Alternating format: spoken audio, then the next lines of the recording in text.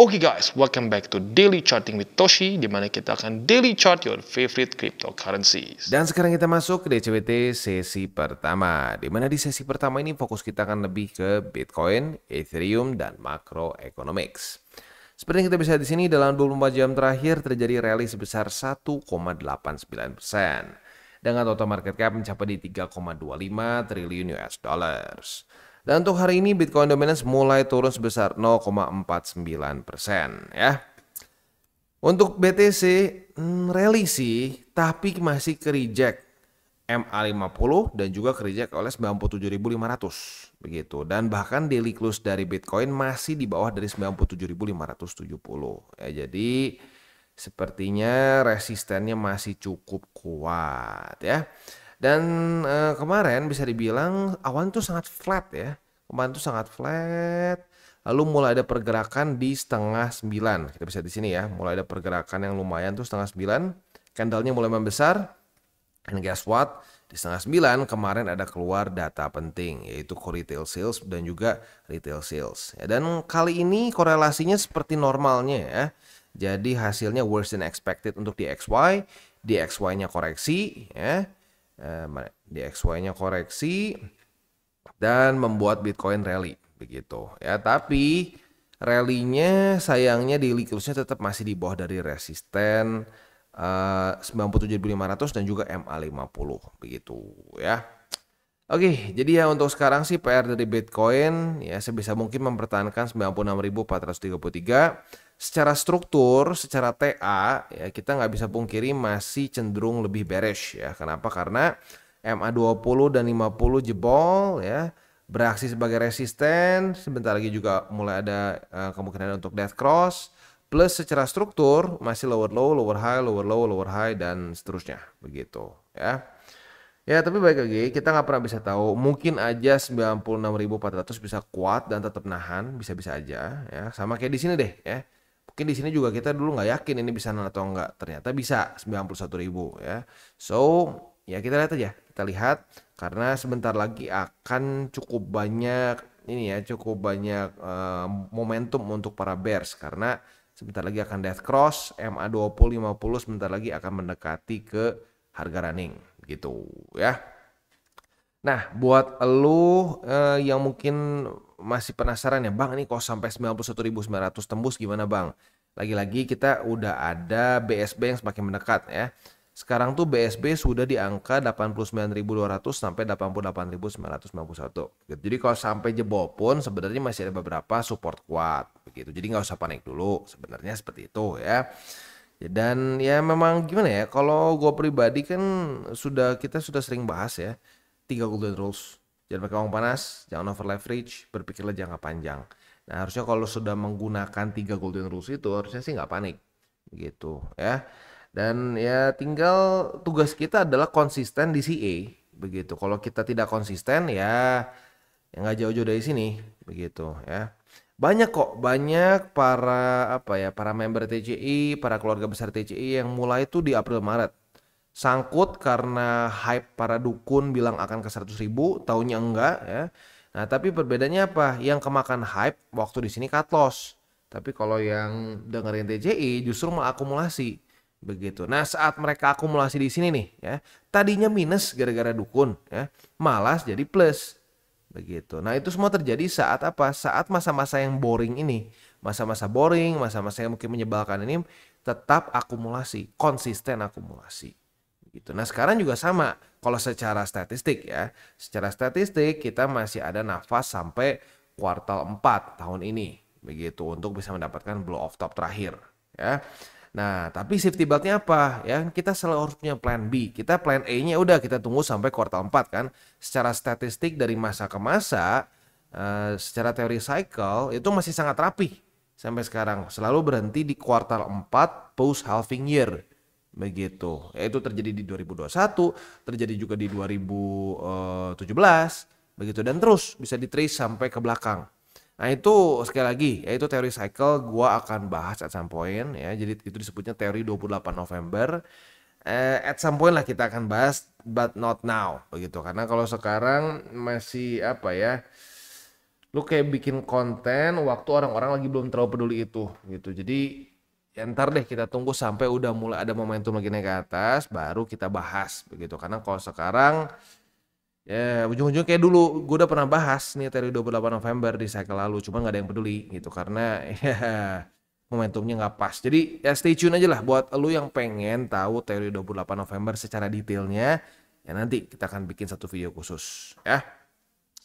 Tapi ya intinya apa? Ya tinggal kita tunggu aja sampai kuartal 4 2025 atau safety beltnya MA50 seperti yang sudah kita sering bahas begitu. Karena di masa-masa post halving year ya 2021 lalu juga sekarang di 2025 di 2017 gitu ya. Itu nggak pernah ceritanya Bitcoin tuh selamat kalau sudah 2 kali weekly close di bawah dari MA50. Di sini ya jebol. Di sini nah ini ya, post halving year 2017-2018 lah ya. Jebol, 2 weekly close, tamat ya, bear market. Dan terus menerus ya.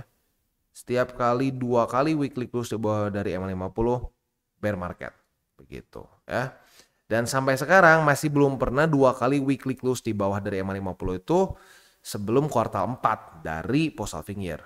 Begitu. Jadi ya udah, harusnya sih udah aman ya, udah ada safety beltnya, udah ada main scenario-nya dan seterusnya. Tinggal kita konsisten dan bersabar aja. Begitu. Plus ya rasio gue akan ingatkan lagi itu juga sangat penting karena banyak loh orang yang dalam kondisi Bitcoin masih bullish seperti ini tapi dalam kondisi minus 90%. Sementara BTC itu hanya minus berapa nih? Dari pucuk ke harga running sekarang baru minus 10%. Begitu. Ya, jadi makanya sangat penting untuk punya BTC sebagai apa? Sebagai fondasi dari portofolio. Begitu, ya. Oke, next kita geser dulu ke news. Untuk news ini datang dari US di mana CEO dari Coinbase ya si Brian Armstrong, dia memprediksikan 10% dari global GDP akan masuk ke kripto di 2030 begitu ya. Kenapa seperti itu? Karena menurut dia US ini belum pernah sepro kripto ini kongresnya. Ya, jadi menurut dia ini akan membantu perubahan dari regulasi kripto secara global. Karena ya lagi-lagi suka nggak suka, Amerika ini masih trendsetter begitu. Jadi saat dia melakukan perubahan tertentu, negara-negara akan cenderung mengikuti. Ya kayak simpel deh, zaman Biden dia cenderung anti kripto dan apa yang dilakukan oleh negara-negara lain ikutan anti kripto.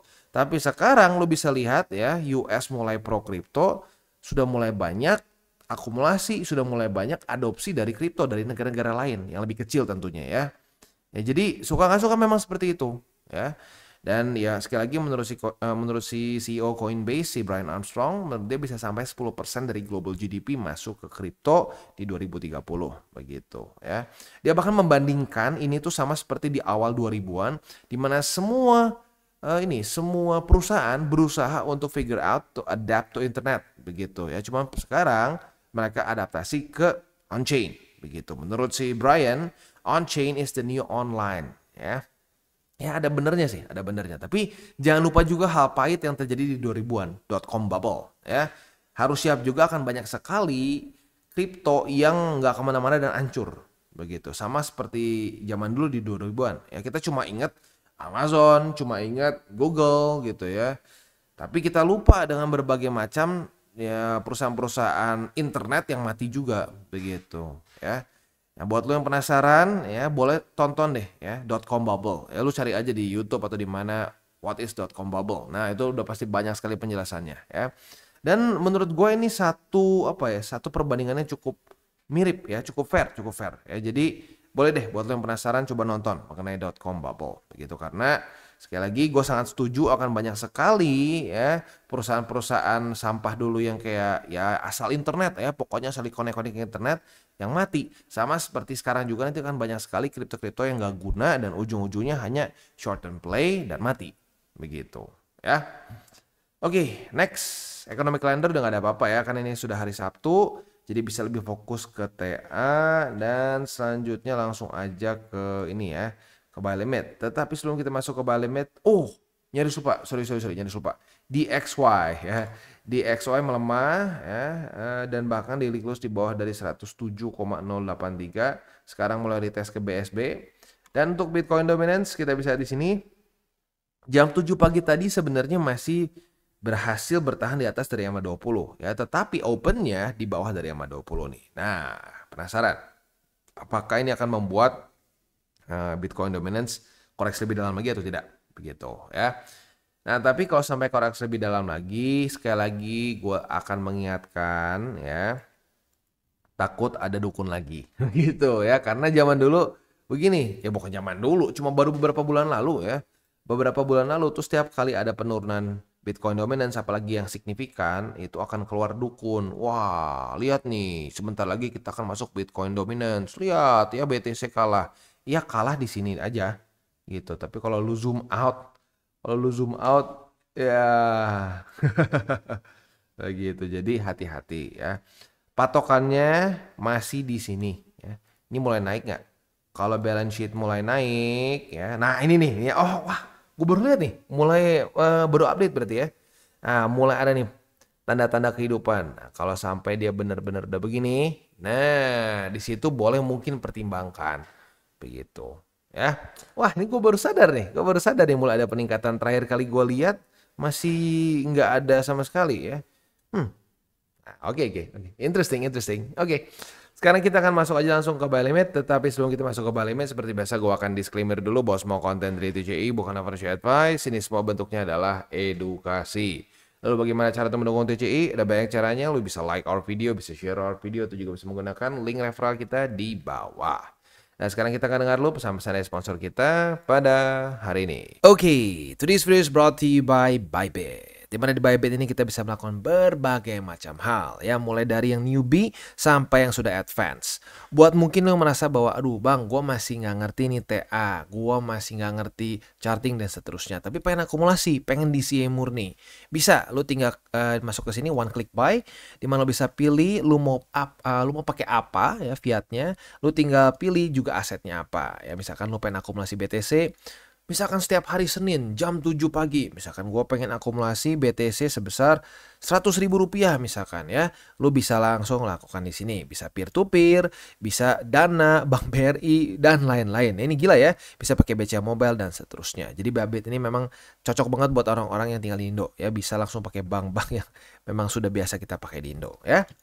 Nah, buat yang intermediate sampai advance juga di sini ada spot, nah, dan juga ada leverage tokens, dan tentu juga ada derivatives trading, di mana kita bisa menggunakan kontrak yang USDT maupun USDC. Jadi di sini lo bisa pakai USDC ya, karena nggak semua exchanger bisa menerima untuk futuresnya pakai USDC ya. Dan tentunya juga lo bisa earning bunga juga dari kripto lo dan lain-lain. Dan tentu juga di sini kita bisa melakukan copy trade ya, di mana copy trade dari Bybit ini sudah cukup terkenal ya, dan kita bisa mendapatkan keuntungan juga. First copy trade kita bisa ada protection 100 USDT loss coverage ya, dan seterusnya ya. Jadi buat lo yang tertarik bisa silakan pakai, klik di link referral kita di bawah. Dan kita masuk ke Bitcoin. Untuk Bitcoin posisi long kita sudah profit, agresif maupun konservatif. Buat yang agresif, kalian profitnya sebesar nyaris 2,5%. Buat yang lebih konservatif, profitnya 1,2% ya.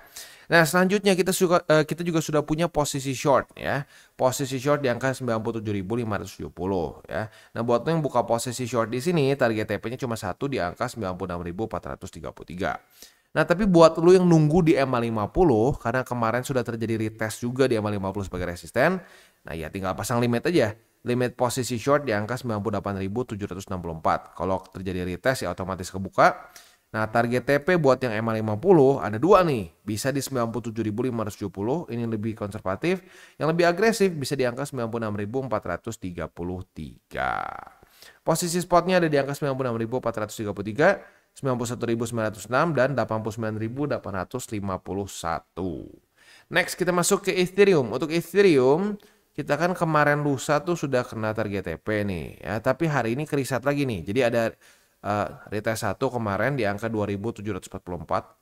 Jadi apabila pada hari ini terjadi retest kedua, kita bisa buka posisi short dengan target TP kalau mau lebih konservatif di sini di angka 2.663,5, yang lebih agresif di angka 2.619,6, atau mau dibulatkan ke atas sedikit boleh 2.620 gitu ya.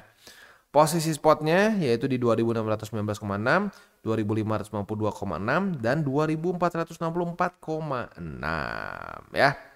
Oke, sebelum kita tutup DCWT sesi pertama ini ya, gue ingin sedikit mengingatkan lagi Ada beberapa newbies yang mungkin benar-benar masih baru banget di kripto begitu ya. Waduh bang, gila volatile ini ya, volatile ekstrim ya. Ya memang, kripto memang lebih volatile dibandingkan dengan aset-aset lain. Nah, apalagi kalau sampai pemilihan kripto lu salah, itu bakal lebih gila lagi volatility-nya. Ya, jadi makanya aturan 70-30 atau 60-40 itu sangat krusial. Apalagi untuk para newbies. Begitu. Kalau newbies tuh nggak tahu kenapa, seringnya ini salah dengar grup atau gimana, mungkin ya komunitasnya terlalu spekulatif atau gimana. Rata-rata newbies tuh hancur karena isinya old semua. Nah, itu apa ya? Ada satu tema yang gua rasa juga terulang. Teman-teman gua rata-rata itu setiap kali nanya, "Wah, ada kripto apa yang bagus?" Ya gue bilang ya tergantung. Lu maunya apa targetnya? Ya kok pengen cuan. Oke. Lu apa namanya? Ya kalau bisa udah di Bitcoin dulu. Wah, jangan Bitcoin lah. Mahal, udah nggak bisa naik, nggak bisa naik. Tapi lucunya setiap kali gue kasih lihat, oh gitu ya. Oke, coba kita lihat ya. Nih, BTC. Cycle ini BTC itu masih dalam keadaan profit yang signifikan lebih besar dibandingkan rata-rata alts ya. Gua kasih lihat data BTC itu kondisinya sekarang ya. Itu masih profit sebesar 522. Kalau ke pucuknya 596, bahkan bisa dibulatkan ke 600% lah. Begitu ya. Nah, faktanya untuk Ethereum loh, ini dianggapnya stabil loh dibandingkan alts lain ya. Kita tarik dari sini sampai ke harga running itu baru 205%. Begitu ya. Apalagi Cardano gitu ya. Cardano. Kita tarik ke harga running sekarang.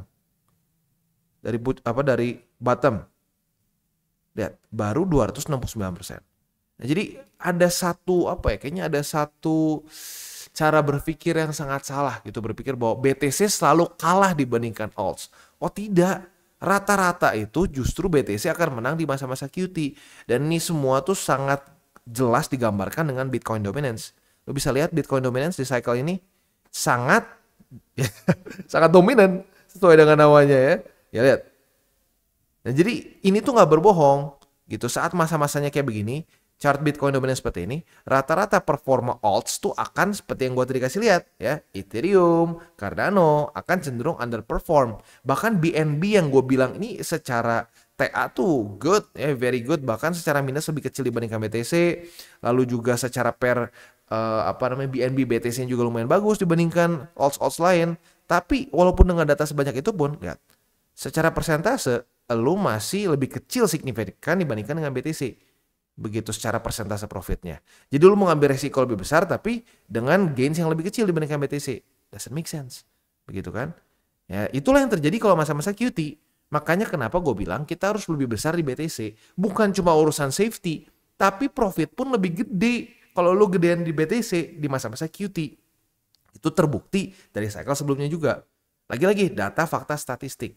Nah, rata-rata orang masuk ke market itu cuma dengan pemikiran sendiri, tidak dengan data, fakta, statistik, makanya hancur lagi.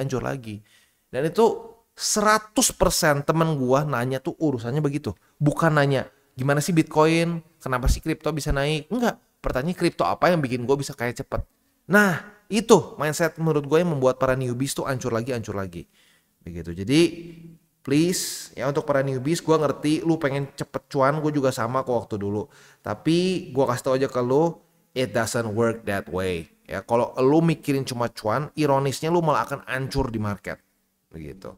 Tapi kalau mikirin dulu resiko, lu mikirin dulu rasio gitu, lu mikirin dulu konsistensi, mindset yang benar, malah ujung-ujungnya profit. Begitu ya. Oke, kita tutup dengan 3 golden rules. Jangan pakai uang panas, jangan over leverage, berpikirlah jangka panjang, dan salam tabur tuai. Apa lo tabur akan lo tuai, jadi taburlah sebanyak mungkin hal baik. Oke guys, jadi itu adalah akhir dari segmen DCWT kita pada hari ini. Dan jangan lupa bagi kalian yang merasakan manfaat dari segmen ini, jangan lupa untuk share ke teman-teman kalian. Dan apabila lu pengen mensupport channel kita, ya TCI, jangan lupa untuk menggunakan link referral kita di bawah.